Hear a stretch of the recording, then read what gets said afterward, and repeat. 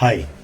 புனர்பூசம் நட்சத்திரத்தில் பிறந்த கடகராசிக்காரர்களுக்கு 2026 நடைபெறும் குரு பயிற்சி எப்படி இருக்குங்கிறத பார்க்கலாம். புனர்பூசம் நட்சத்திரம் குருவோட நட்சத்திரம். அதனாலேயே இவங்களோட குணம் எப்படி இருக்கும்னா, மற்றவங்களுக்கு உதவி பண்ணணும் அப்படிங்கிற நோக்கத்திலேயே இருப்பாங்க.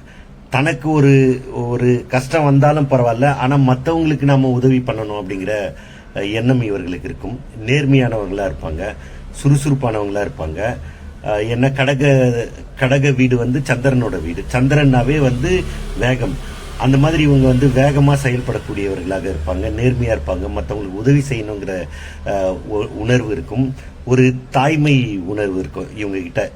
ரொம்ப ஈஸியா உணர்ச்சி வசப்படக்கூடியவர்களாக இவங்கெல்லாம் இருப்பாங்க. புனர்பூச நட்சத்திரத்துல கடகராசியில பிறந்தவர்கள் இந்த குணத்தோட தான் இருப்பாங்க.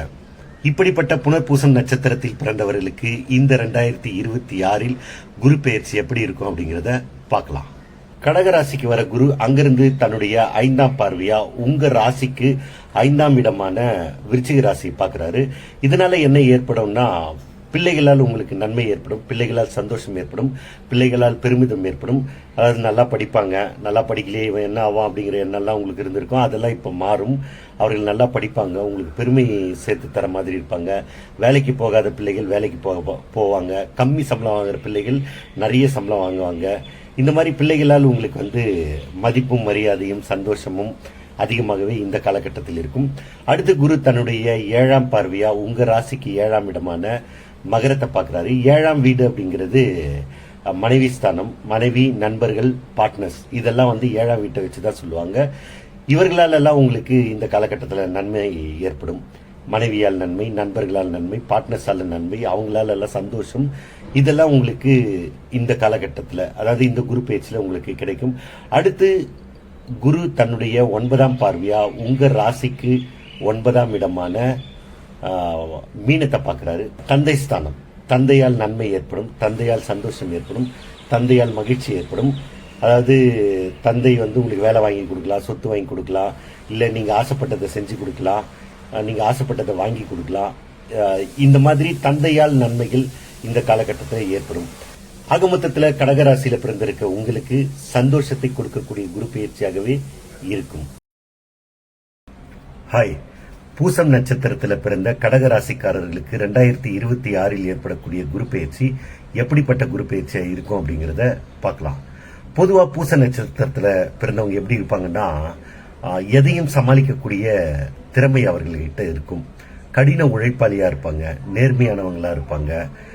எதையும் வேகமா செய்யணும் அப்படிங்கிற எண்ணம் அவர்களுக்கு எப்பவுமே இருக்கும். ஏன்னா அது சந்திரனோட வீடு அப்படிங்கறதுனால, சந்திரனாவே வேகம்.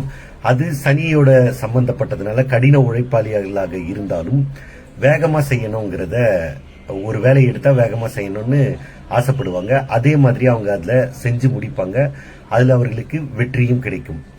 இப்படிப்பட்ட பூச நட்சத்திரத்தில் பிறந்த கடகராசிக்காரர்களுக்கு இந்த குரு பயிற்சி எப்படி இருக்கும் அப்படிங்கறத பார்க்கலாம்.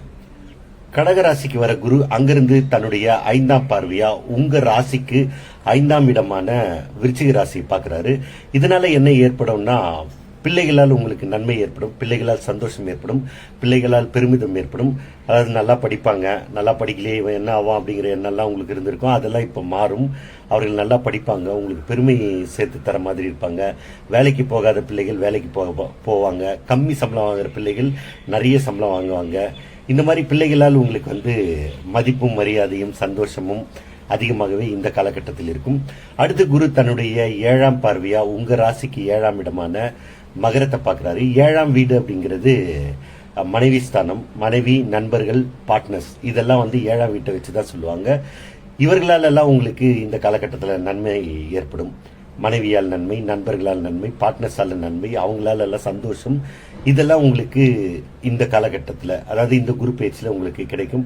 அடுத்து குரு தன்னுடைய 9ஆம் பார்வையா உங்க ராசிக்கு 9ஆம் இடமான மீனத்தை பார்க்கிறாரு. தந்தை ஸ்தானம். தந்தையால் நன்மை ஏற்படும், தந்தையால் சந்தோஷம் ஏற்படும், தந்தையால் மகிழ்ச்சி ஏற்படும். அதாவது தந்தை உங்களுக்கு வேலை வாங்கி கொடுக்கலாம், சொத்து வாங்கி கொடுக்கலாம், இல்லை நீங்க ஆசைப்பட்டதை செஞ்சு கொடுக்கலாம், நீங்க ஆசைப்பட்டதை வாங்கி கொடுக்கலாம். இந்த மாதிரி தந்தையால் நன்மைகள் இந்த காலகட்டத்தில் ஏற்படும். ஆக மொத்தத்தில் கடகராசியில பிறந்திருக்க உங்களுக்கு சந்தோஷத்தை கொடுக்கக்கூடிய குரு பயிற்சியாகவே இருக்கும். ஹாய், ஆயில்யம் நட்சத்திரத்தில் பிறந்த கடகராசிக்காரர்களுக்கு இந்த 2026 ஏற்படக்கூடிய குரு பயிற்சி எப்படிப்பட்ட பலன்களை தரும் அப்படிங்கறத பார்க்கலாம். ஆயில்யம் நட்சத்திரத்தில் பிறந்தவங்க, அது புதனோட நட்சத்திரம் அப்படிங்கிறதுனால எப்பவுமே ஒரு புத்தி கூர்மையோடவே இருப்பாங்க. புத்திசாலித்தனம் இருக்கும், பேச்சுத்திறன் இருக்கும். 10 பேர் இருந்தாலும் அவங்க கிட்ட பேசி சமாளிக்கக்கூடிய திறன் இவங்களுக்கு அதிகமாகவே இவங்க கிட்ட இருக்கும். எதை செஞ்சாலும் நேர்த்தியா செய்யணும், சரியா செய்யணும் அப்படிங்கிற எண்ணமும் இவங்க கிட்ட அதிகமாகவே இருக்கும். வழக்கமா சொல்ற மாதிரி இது சந்திரனோட வீடுங்கிறதுனால சுறுசுறுப்பா இருப்பாங்க, புத்தி கூர்மையோடவே இருப்பாங்க, தன்னம்பிக்கையோட இருப்பாங்க, பேச்சு திறமை அதிகம் இருக்கக்கூடியவர்களாகவே இருப்பாங்க. இப்படிப்பட்ட ஆயில்யம் நட்சத்திரத்தில் பிறந்தவர்களுக்கு இந்த 2026 குரு பயிற்சி எப்படி இருக்குங்கிறத பார்க்கலாம். கடகராசிக்கு வர குரு அங்கிருந்து தன்னுடைய 5ஆம் பார்வையா உங்க ராசிக்கு 5ஆம் இடமான விருச்சிக ராசியை பார்க்கிறாரு. இதனால என்ன ஏற்படும்னா, பிள்ளைகளால் உங்களுக்கு நன்மை ஏற்படும், பிள்ளைகளால் சந்தோஷம் ஏற்படும், பிள்ளைகளால் பெருமிதம் ஏற்படும். அதாவது நல்லா படிப்பாங்க, நல்லா படிக்கலையே இவன் என்ன ஆவான் அப்படிங்கிற எண்ணெல்லாம் உங்களுக்கு இருந்திருக்கும், அதெல்லாம் இப்போ மாறும். அவர்கள் நல்லா படிப்பாங்க, உங்களுக்கு பெருமை சேர்த்து தர மாதிரி இருப்பாங்க.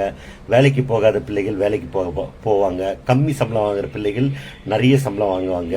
இந்த மாதிரி பிள்ளைகளால் உங்களுக்கு மதிப்பும் மரியாதையும் சந்தோஷமும் அதிகமாகவே இந்த காலகட்டத்தில் இருக்கும். அடுத்து குரு தன்னுடைய 7ஆம் பார்வையா உங்க ராசிக்கு 7ஆம் இடமான மகரத்தை பார்க்கிறாரு. 7ஆம் வீடு அப்படிங்கிறது மனைவி ஸ்தானம், மனைவி, நண்பர்கள், பார்ட்னர்ஸ், இதெல்லாம் 7ஆம் வீட்டை வச்சுதான் சொல்லுவாங்க.